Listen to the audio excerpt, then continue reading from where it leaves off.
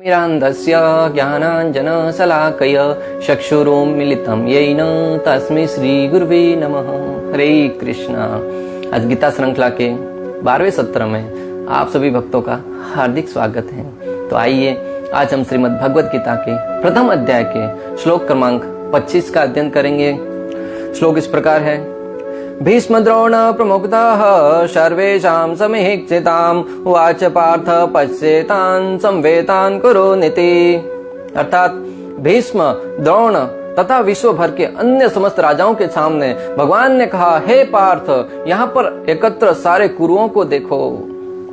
भगवान श्री कृष्ण अर्जुन के रथ को दोनों सेनाओं के मध्य लेके जाकर खड़ा किए और वहां पे अर्जुन को संबोधित करते हुए कहते हैं कि हे पार्थ, यहाँ पर उपस्थित समस्त सेनापतियों को देखो। अब यहाँ पे आपने एक शब्द को अगर ध्यान से सुना होगा तो भगवान श्री कृष्ण अर्जुन को न तो अर्जुन कहकर संबोधित कर रहे हैं, न कुंती पुत्र कहकर संबोधित कर रहे हैं, न ही धनुर्धर कहकर संबोधित कर रहे हैं, एक अलग ही नाम कहकर संबोधित कर रहे हैं। वो नाम है पार्थ। भगवान श्री कृष्ण जब भी किसी विषय में बोलते हैं उसके पीछे बहुत बड़ा उद्देश्य छुपा हुआ होता है। बिना किसी निरर्थक बातें नहीं करते। आज हम देखते हैं कि विश्व में लोग पूरा दिन बैठे बैठे बिना फालतू की बात, बिना सर और पांव की बातें करते रहते हैं, जिसका न तो कोई परिणाम शुद्ध, न तो कोई परिणाम अच्छा निकलने वाला होता है, न उससे कुछ फायदा होने वाला होता है। फिर भी बिना फालतू किसी भी बात को पूरा दिन बैठे बैठे घींचते रहेंगे, जिससे उनको पाप कर्म तो लगते ही है, उसके साथ साथ समय भी व्यर्थ होता है। भगवान श्री कृष्ण यहाँ पर अर्जुन को पार्थ कहकर संबोधित कर रहे हैं। इसके पीछे बहुत बड़ा उद्देश्य है। श्रील प्रभुपाद तात्पर्य में समझाते हुए लिखते हैं कि भगवान श्री कृष्ण अर्जुन को बताना चाह रहे हैं कि हजारों साल तक तपस्या करने के उपरांत भी जो ऋषि मुनि, जो साधुगण है, वो मेरे नाखून के अग्र भाग का भी दर्शन नहीं कर पाते हैं। वो स्वयं श्री कृष्ण, मैं तुम्हारा रथ चला रहा हूं, तुम्हारे सारथी रूप में तुम्हारे समक्ष बैठा हुआ हूं।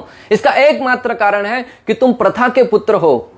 अर्जुन है वो प्रथा यानी कि माता कुंती का पुत्र था और कुंती को प्रथा कहा गया था। प्रथा का पुत्र होने के नाते तुम्हारा नाम पार्थ कहकर संबोधित किया गया और तुम्हारी माता कुंती है वो मेरी बुआ लगती है, मेरे पिताजी वसुदेव की रिश्ते में बहन लगती है। उसी कारण मैं तुम्हारा रथ चला रहा हूं। तो भगवान श्री कृष्ण अर्जुन को, वैसे तो उसको तरीके से देखा जाए तो और अनेक अर्थ निकलते हैं, लेकिन श्रील प्रभुपाद कहते हैं कि भगवान श्री कृष्ण अर्जुन को यह जताना चाह रहे थे कि तुम मेरे रिश्ते में मेरी बुआ के लड़के लगते हो, इसलिए मैं तुम्हारा रथ चला रहा हूं। और दूसरा दृष्टिकोण से देखा जाए तो भगवान श्री कृष्ण बताना चाह रहे हैं कि तुम्हारी माता कुंती ने जीवन में कितने अत्याचार सहे, कितने कौरवों के विशेष रूप से कितने अत्याचार सहन करते हो तुम लोगों को बड़ा किया है। तुम्हारे जन्म के साथ ही तुम्हारे पिता पांडु की मृत्यु हो गई और तब से लेके आज तक तुम्हारी माता ने किस किस दुख और दुविधाओं से गुजरते हुए तुम्हारा पालन पोषण किया है। और इसलिए कि आगे चलकर तुम धर्म की रक्षा करने के लिए युद्ध करो और तुम्हारी माता को इन सब जो पाप सहे न उन सबसे मुक्त किया जाए। तो आज तुम युद्ध करने के लिए तैयार हो जाओ। इसलिए भगवान श्री कृष्ण प्रथा पुत्र कहकर संबोधित कर रहे हैं। और दूसरा भगवान श्री कृष्ण ये बताना चाह रहे हैं उनके पूर्वजों का हवाला देकर कि किस प्रकार तुम्हारे पूर्वजों ने अनेक प्रकार के धर्म युद्ध लड़ते हुए धर्म की स्थापना करी है। इसी प्रकार यहाँ पे आज तुमको भी अपने सगे संबंधियों के समक्ष खड़े रहकर धर्म युद्ध लड़ना है। और उस धर्म युद्ध में जब विजय होंगे ना, तो किसी व्यक्ति मात्र की विजय नहीं होगी, यहाँ पे धर्म की विजय होगी। और ये धर्म की विजय आगे चलकर निश्चित करेगा कि आगे आने वाले भारत का भविष्य क्या होगा। तो तुम्हें निर्बल न बनकर यहाँ पे सुदृढ़ होकर अपने हितैषियों के समक्ष, विशेष रूप से भीष्म पितामह और द्रोणाचार्य के समक्ष युद्ध करने के लिए तैयार हो जाओ। युद्ध में योद्धाओं को उनके पूर्वजों के शौर्य और महानता के बारे में बताकर उनके धर्म परायणता के विषय में स्मरण करवाकर धर्म के लिए प्रोत्साहित किया जाता है। अनेक जगह पे आपने सुना होगा कि किस प्रकार जो योद्धा होता है उनको जब उनके हृदय में किसी के प्रति दया भाव आता है, करुणा आती है और वो युद्ध से पलायन करने लगते हैं ना, तब उनको उनके पूर्वजों की याद दिलाई जाती है। आज भी आपने सुना होगा, युद्ध की बात छोड़िए, इस साधारण जीवन में भी किसी को अगर धर्म के लिए तैयार करना है, कोई दान देने के लिए तैयार करना है, तो उनको जो भाट है, सारण है, वे व्यक्ति अनेक प्रकार से उनके पूर्वजों का गुणगान करते हैं। बोले तुम किसकी संतान हो, तुम्हारे पूर्वज कौन थे, तुम्हारे पूर्वजों ने इतने महान महान कार्य किए और तुम आज ऐसे कार्य कर रहे हो, ऐसे जघन्य अपराध कर रहे हो, तुम्हें लज्जा नहीं आती? तुम्हारे पूर्वज ऊपर से देख रहे होंगे तो क्या सोचते होंगे? और जब ऐसा अंदर से प्रोत्साहन दिया जाता है ना, ऐसा उनको व्यंग्यात्मक तरीके से कहा जाता है ना, तो उनके अंदर शौर्य का प्राकट्य होता है और वो जो जघन्य अपराध कर रहे थे उनको छोड़कर अपने पूर्वजों के किए हुए कार्यों को याद कर धर्म के लिए जीते हैं। तो यहां पर भगवान श्री कृष्ण भी अर्जुन को यही निर्देश देना चाह रहे थे। जिस प्रकार भीष्म पितामह और द्रोणाचार्य को देखकर अर्जुन के मन में आसक्ति उत्पन्न हुई, यहां पर अनुभव किया जा सकता है कि मोह से आसक्ति होती है और आसक्ति से ही दुख का कारण बनती है। सर्वप्रथम हमारे अंदर मोह उत्पन्न होता है किसी के विषय में और मोह से आसक्ति उत्पन्न होती है। अर्जुन के मन में विशेष रूप से भीष्म पितामह और द्रोणाचार्य के प्रति मोह था, बचपन से उनसे उतना प्रेम मिला था और उनसे उनको मोह के कारण उनके अंदर आसक्ति उत्पन्न हुई और आसक्ति के कारण उनके हाथ से उनके कर्तव्य को पालन करने से वो रोक रहा था उसका आसक्ति। क्योंकि जब भीष्म पितामह और द्रोणाचार्य को देखा तो उसके हाथ से गांडीव सरक रहा था, उसका मुंह सूखा जा रहा था। तो भगवान श्री कृष्ण बताना चाह रहे हैं कि मोह है वो हमारे अंदर आसक्ति उत्पन्न करती है। आसक्ति है वो दुख का कारण बनती है। आसक्ति को यूं कहा जाए, आसक्ति आ तो सकती है लेकिन आसक्ति जा नहीं सकती। तो किसी के प्रति आसक्ति उत्पन्न करने से पहले वो ज्ञान के आधार पर उसको समझना चाहिए, परखना चाहिए। आसक्ति का अर्थ है जिस विषय का हम ध्यान करते हैं वो आपके मन में बैठ जाता है, फिर उसे प्राप्त करने की इच्छा जागृत होती है और उसे प्राप्त करने में हमारे अंदर से जो कर्म होते हैं ना, उससे कर्म के फलों की एक श्रृंखला का निर्माण होता है। फिर हम धीरे धीरे कर्म बंधन में बंधते जाते हैं। भगवान श्री कृष्ण आगे चलकर हम पढ़ेंगे कि अध्याय 2 के श्लोक क्रमांक 62 और 63 में बताते हैं, ध्याय तो विषयान पुंसा संगस्तेषु उपजायते संगत संजायते कामा कामात् क्रोधो अभिजायते क्रोधात् भवति सम्मोह सम्मोहात् स्मृति विभ्रम स्मृति भ्रमसात् बुद्धिनाशो बुद्धिनाशात् प्रणश्यति। ध्याय तो विषयान पुंसा, किसी विषय के बारे में जब हम स्मरण करते हैं, सोचते हैं, मनन करते हैं, ध्याय तो विषयान पुंसा संगस्तेषु उपजायते, तो उसका संग करने की इच्छा होती है, उसे प्राप्त करने की इच्छा होती है। संगस्तेषु उपजायते संगत संजायते कामा, और संग करने से हमारे अंदर काम उत्पन्न होता है। कामात् क्रोधो अभिजायते, और वो काम अगर पूर्ण नहीं होता है या पूर्ण हो भी जाए तो हमारे अंदर क्रोध उत्पन्न होता है। जब काम जिसकी इच्छा करते हैं और वो पूर्ण नहीं होता है तो स्वाभाविक के अंदर क्रोध आएगा। क्रोधात् भवति सम्मोह, और क्रोध में आकर हम मोहित हो जाते हैं। क्रोधात् भवति सम्मोह सम्मोहात् स्मृति विभ्रम, और जब क्रोध आता है ना तो हमारा अंदर की जो बुद्धि है ना वो भ्रमित हो जाती है। स्मृति भ्रमसात् बुद्धिनाशात् बुद्धिनाशात् प्रणश्यति, और जब व्यक्ति के बुद्धि का नाश होता है तो निश्चित रूप से उसका पतन हो जाता है। इसलिए कहा जाता है कि जब क्रोध में आए ना तभी कोई भी निर्णय नहीं लेना चाहिए।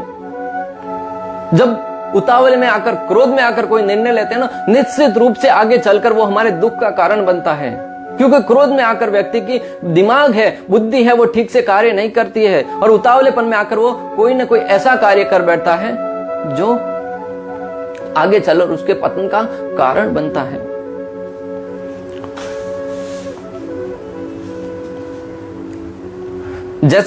जैसे हम किसी का चित्र देखते हैं तो वहां जाने की इच्छा जागृत होती है। भले जिस प्रकार आचार्यगण समझाते हैं कि हमने कहीं का चित्र देख लिया तो हमारे मन में उस चित्र को देखकर पहली प्रतिक्रिया क्या आएगी, कितना सुंदर चित्र है। उस विषय के बारे में हम इमेजिन करते हैं, मन में अंदर चिंतन करते हैं कि ये जगह कितनी सुंदर होगी, और धीरे धीरे जब उसके बारे में बार बार सोचते हैं ना तो वहां जाने की, उसकी जगह के बारे में जाने, स्थान पर जाने की इच्छा जागृत होती है। भले आपने किसी देश के बारे में सुना, अमेरिका के बारे में या इंग्लैंड के बारे में वगैरह वगैरह, वहां पे के विषय में चित्र देखा और मन में इच्छा हुई कि वहां पे जाएं, और मन उस कार्य को वहां पे जाने के लिए प्रेरित करता है। और भले किसी का नौकर बनकर ही क्यों न जाना पड़े, लेकिन व्यक्ति इस हद तक उसके अंदर कंट्रोल में आ जाता है कि वहां पे जाने के लिए बाध्य हो जाता है। और कितने सारे लोग हैं आज जो अमेरिका जाने के लिए दिन भर गधे की भाव पे मेहनत करते हैं, और जाने के लिए भले किसी का नौकर बनकर ही क्यों न जाना पड़े, चले जाते हैं। यहाँ पे स्वाभिमान की जीवन जी रहे हैं, अपने बलबूते पर मेहनत करके स्वयं के संरक्षित करते हुए पूर्ण रूप से अच्छे से जीवन यापन कर रहे हैं, परंतु लोगों को अमेरिका जाना है, वहां पे जाकर किसी की नौकरी ही क्यों ना करनी पड़े।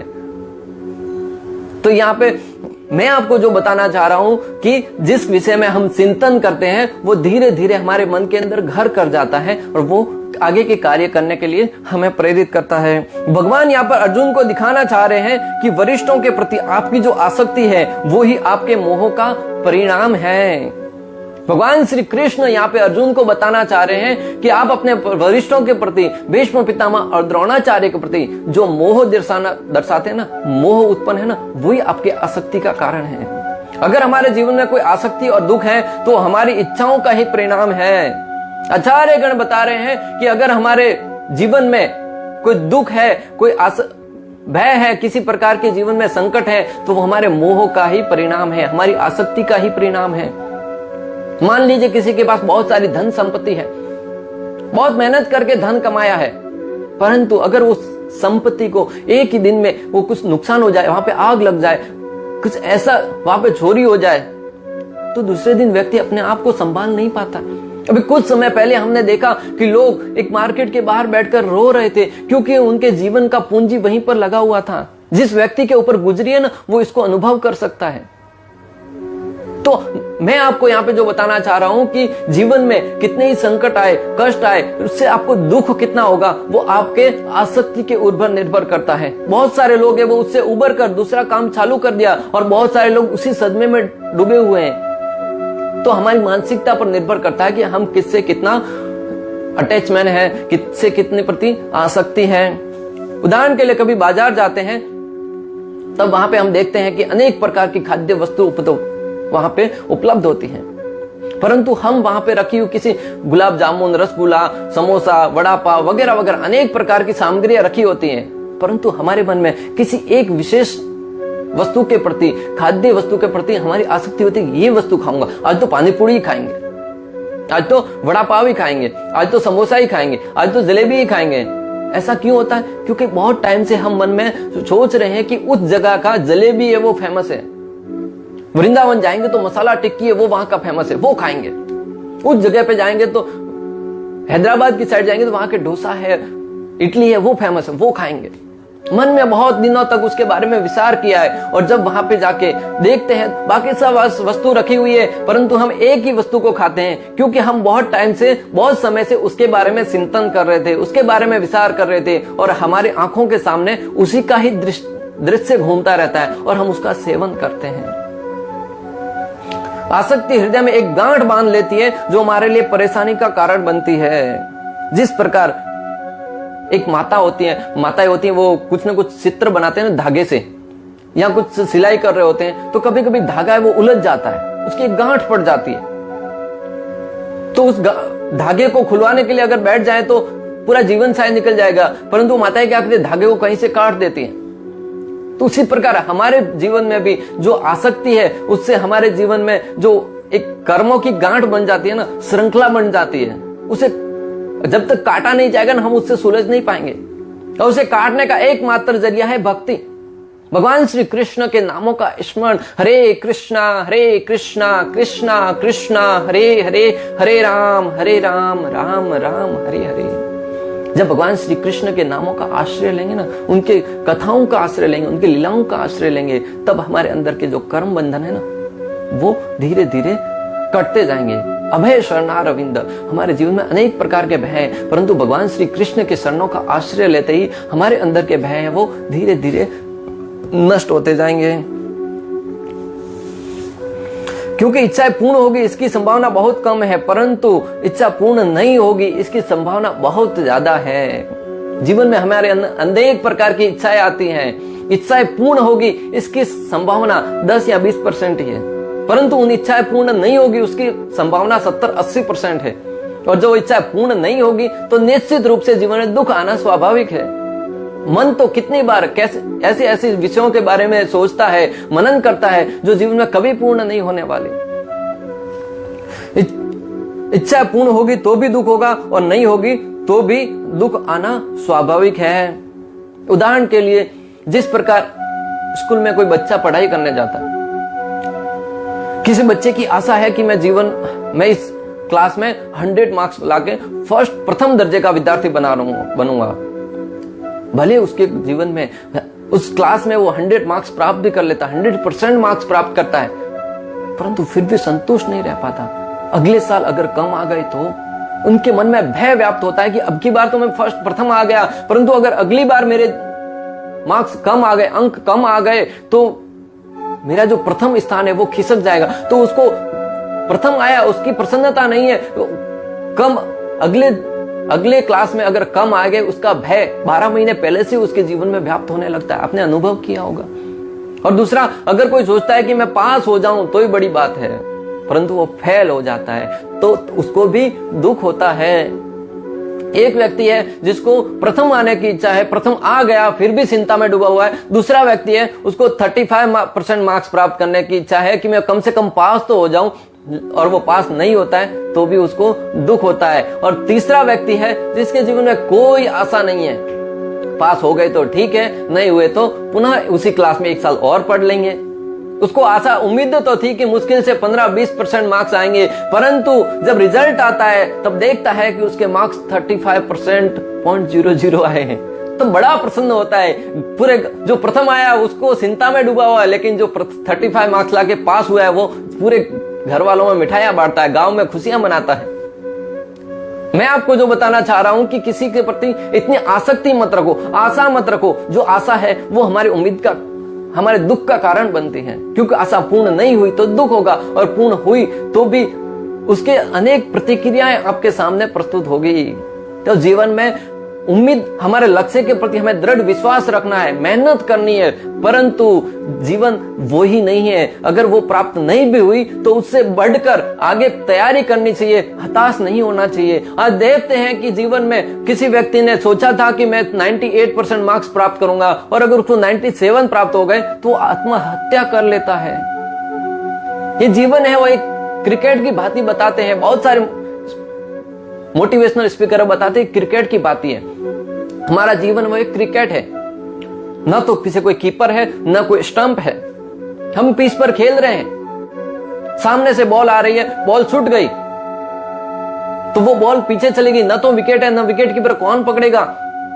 तो आउट नहीं हुए, वो एक अपॉर्चुनिटी थी जो आपने मिस कर दी। इसका मतलब ये नहीं कि आपका जीवन समाप्त हो गया, अपने जीवन को समाप्त कर दो, नहीं, उस जीवन से आगे बढ़कर अगली गेंद के लिए तैयारी कीजिए। सिर्फ एक अपॉर्चुनिटी आपका जीवन नहीं है, अगली अपॉर्चुनिटी और आएगी, उसको पार करने के लिए जीवन तैयार। एक बॉल चली गई, दूसरी बॉल चली गई, तीसरी चली गई, 5वीं चली गई, लेकिन अंतिम गेंद पर बाहर आकर चक्का लगाने का प्रयास कीजिए। जब वो 6 लगेगा ना तो आपकी 500 गेंदें कवर हो जाएगी। जीवन के 10 साल 15 साल आपने मेहनत करी परंतु सफलता प्राप्त नहीं हुई, तो उस गेंद पर 6 मार के ना तो आपके 5 पिछले का पूरा गेंदें थी वो कवर हो जाएगी। और ऐसा भी नहीं है कि 6 मारने के बाद जीवन भर आराम से बैठा रहना है, आगे भी अगले ओवर के लिए मेहनत करना है। तो ये जीवन है, क्रिकेट की बात ही है, परंतु ये पिच में न तो विकेट है न विकेट कीपर है, आउट होने का कोई चांस नहीं है। मेहनत करते रहिए, प्रयास करते रहिए, जीवन में सफल होंगे नहीं होंगे, एक दिन ऐसा आएगा सफल होना निश्चित है। तो जीवन को बर्बाद करना, आत्महत्या करना, जीवन को समाप्त करना, ये सबसे बड़ी कायरता है। भगवान श्री कृष्ण यहाँ पे हमें बताना चाह रहे हैं, सपने देखने से आशाएं बढ़ जाती हैं और ज्ञान के अभाव में दुख होता है। अक्सर लोग जीवन में अनेक सपने देखते हैं, जिससे पूरा होंगे कि नहीं होंगे उसकी गारंटी, लेकिन सपने अनेक देखते हैं। जिस प्रकार एक मछुआरा था, ऐसा वर्णन आता है कि एक मछुआरा था, वो अक्सर नदी के तालाब के किनारे जाकर मछलियां पकड़ा करता था। वहां पे अनेक कांटे थे, वहां पे वो जैसे ही पकड़ने जाता उसके पांव में कांटे लगते थे। तो मैंने सोचता था, सपने मन में सोचता था कि आगे चलकर मैं पैसे वाला बनूंगा तो यहाँ पे ना पूरी रेड कारपेट बिछा दूंगा, ताकि मैं जब मछलियां पकड़ने आऊंगा तो मेरे पांव में कांटे नहीं लगे।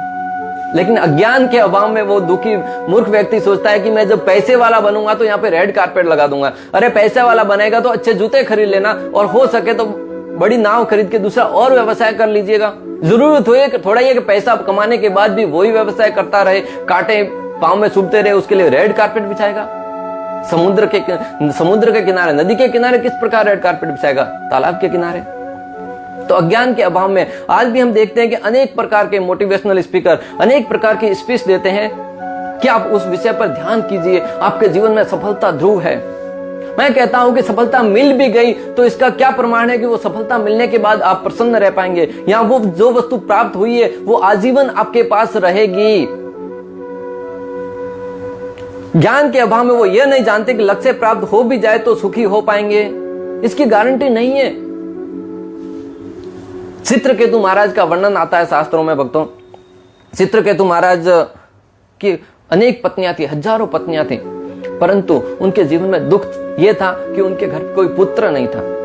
1000 पत्नियां होते हुए भी एक भी पुत्र नहीं होना, और वो भी राजा के लिए जो आगे वंशज बढ़ेगा। कितनी दुख की बात है, बड़े दुखी रहते थे। एक दिन अंगिरा मुनि उनके घर पे आए, उन्होंने उनके समक्ष अपनी प्रार्थना कही, अपनी व्यथा कह सुनाई कि हे ऋषिवर, मैं आपके समक्ष हाथ जोड़ता हूं, निवेदन करता हूं, मुझे एक पुत्र प्रदान कर दीजिए। अंगिरा मुनि ने अनेक प्रकार से समझाया, लेकिन वो कोई बात सुनने के लिए राजी नहीं थे। उन्होंने कहा कि मुझे पुत्र चाहिए। अंगिरा मुनि ने एक फ्रूट था वो उनको प्रदान किया, सेव प्रदान किया कि इसको अपनी पत्नी को खिला दीजिए, उनके एक पुत्र की प्राप्ति होगी। परंतु उस पुत्र का जैसे जन्म होगा उसका नाम रखना हर्ष शोक। हर्ष, पुत्र का जन्म हर्ष और शोक दोनों नाम रखा। राजा ने सोचा कि जन्म के साथ ही हमारे अंदर बहुत बड़ा हर्ष होगा, इसलिए उनका नाम हर्ष और शोक, यानी कि वो जब बड़ा होगा, बड़े राज्य को संभालेगा, हमसे दूर चला जाएगा, उससे हमें थोड़ा दुख होगा। परंतु बात तो अच्छी है, तो उन्होंने जन्म के साथ ही उनका नाम रख दिया हर्ष शोक। कुछ समय के पश्चात ही उसकी मृत्यु हो गई। तो राजा रानियां सब वहां पे बैठकर रो रहे थे, संतप्त कर रहे थे, दुख मना रहे थे। तभी वहां पे नारद मुनि का आगमन होता है। नारद मुनि अनेक प्रकार से समझाते हैं कि जिसने जन्म लिया उसकी मृत्यु निश्चित है, जो व्यक्ति इस धरा पर आया है उसको जाना स्वाभाविक है। परंतु राजा एक बात सुनने को राजी नहीं था। एक तो हजारों साल के बाद बच्चा पैदा हुआ था, उसकी भी मृत्यु हो गई। तो नारद मुनि ने अपनी शक्ति से, अपने सामर्थ्य से उस बालक के ऊपर हाथ घुमाया, बालक जिंदा हुआ। बालक ने, राजा प्रसन्न हुआ, उसको गोदी में उठाया, अरे बेटा तुम जिंदा हो गए, बड़ी प्रसन्नता हुई। बेटे ने, नन्हा सा बच्चा पालने में खेल रहा है, वो अपने पिता को ज्ञान देने लगा कि कौन पिता कौन माता, तुम किसके पिता हो, पिछले जन्म में कौन किसका पिता था, इस जन्म में कौन किसका पिता है। अनेक प्रकार से उनको वार्तालाप में अनेक प्रकार का ज्ञान प्रदान किया। तब जाके राजा का हृदय के अंदर से उसके प्रति आसक्ति थी ना, वो कम हुई। हर्ष शोक, जैसे ही जन्म हुआ उसका नाम हर्ष रखा गया, और जन्म के कुछ समय उपरांत ही उसकी मृत्यु हो गई, तो उसका राजा को शोक हुआ। इसके लिए अंगिरा मुनि ने उसका नाम हर्ष शोक रखने के लिए कहा गया था। किसी भी कार्य के साथ सुख और दुख जुड़ा हुआ होता है, उसे द्वंद्व कहते हैं। हम अपने जीवन में कोई भी कार्य करेंगे ना, तो उसके साथ सुख और दुख दोनों जुड़ा हुआ रहता है। किसी कार्य को करने से या तो सुख आएगा या दुख आएगा, दोनों का बहुत ही घनिष्ठ संबंध है, उसे जीवन में आता है, उसे कहते हैं द्वंद्व। जब तक आसक्ति है तब तक कर्म करना पड़ेगा, और ज्ञान होते ही कर्म अपने आप कम हो जाएगा। जब हमारे मन में किसी के प्रति आसक्ति होती है तो वो धीरे धीरे कर्म बंधन में बांधते जाती है, लेकिन जब हमें सत्य का ज्ञान होता है ना, सत्य का दर्शन करते हैं ना, ज्ञान के द्वारा धीरे धीरे कर्म बंधन से हम छूटते जाते हैं, और भगवान के श्री चरणों के प्रति हमारा प्रेम है वो बढ़ते जाता है। जितनी ज्यादा आसक्ति उतना अधिक दुख। आचार्यगण कहते हैं कि जितनी अधिक आसक्ति होगी उतना अधिक दुख होगा। जिस प्रकार मान लीजिए कि हम विमान से उड़ रहे हैं और विमान से कोई व्यक्ति गिर जाए। अभी 2 दिन पहले ही देखा कि एक व्यक्ति हेलीकॉप्टर से कितने ऊपर से, बहुत सैकड़ों मीटर की ऊपर से ऊंचाई से उसने समुद्र में बिना पैराशूट के छलांग लगा दी। हालांकि बाद में उसको हॉस्पिटलाइज करना पड़ा, परंतु रिकॉर्ड बनाने के लिए वो ऊपर से बिना किसी सुरक्षा के वहां पे कूद गया। मैं आपको बताना चाह रहा हूं कि जब विमान से व्यक्ति गिरता है तो उसे जमीन पर आता है तो वो घायल होने के चांसेस, यहां तक कि बचने के भी चांसेस बहुत कम रहते हैं। जितनी ज्यादा ही ऊंचाई से गिरेगा लगने के चांसेस ज्यादा रहेंगे। परंतु अगर कोई व्यक्ति साइकिल से जा रहा है और साइकिल से गिर जाएगा तो चोट कम आएगी। उसी प्रकार जितनी अधिक आसक्ति होगी वो आसक्ति टूटने पर दुख उतना ही अधिक होगा, और जितनी आसक्ति कम होगी और टूटने पर दुख उतना ही कम होगा। पिछले श्लोक में भी हमने पढ़ा था कि गुड़ाकेश शब्द कह के अर्जुन को संबोधित किया गया था, यानी कि गुड़ाकेश जिसको आध्यात्मिक ज्ञान हो गया हो, अर्जुन को आध्यात्मिक ज्ञान प्राप्त हो गया था। परंतु आज लोग पूरा जीवन अंधकार में, अज्ञान में जी रहे हैं। अर्जुन को गुड़ाकेश कहकर, गुड़ाकेश का हमने 2 अर्थ बताया था। एक तो जो निद्रा पर विजय प्राप्त करे उसे गुड़ाकेश कहते हैं, और दूसरी निद्रा है वो है अज्ञान रूपी अंधकार, और अर्जुन ने दोनों पर विजय प्राप्त कर लिया था। और आज हम देख रहे हैं कि जीवन में लोग अंधकार में, अज्ञान में जी रहे हैं, तो हमें भी ज्ञान की तरफ बढ़ने का प्रयास करना चाहिए। हम पूरा जीवन भ्रम में ही जीते हैं, सोचते हैं कि ये मेरे बच्चे हैं, ये मेरा परिवार है, उनके लिए खिलौने लाते हैं, खाना खिलाते हैं, धन लाते हैं, उन्हीं से प्रेम करते हैं, बाकी लोगों से वैर करते हैं। ये भूल जाते हैं कि जीवन के बाकी जीव हैं वो भी भगवान श्री कृष्ण के ही अंश हैं।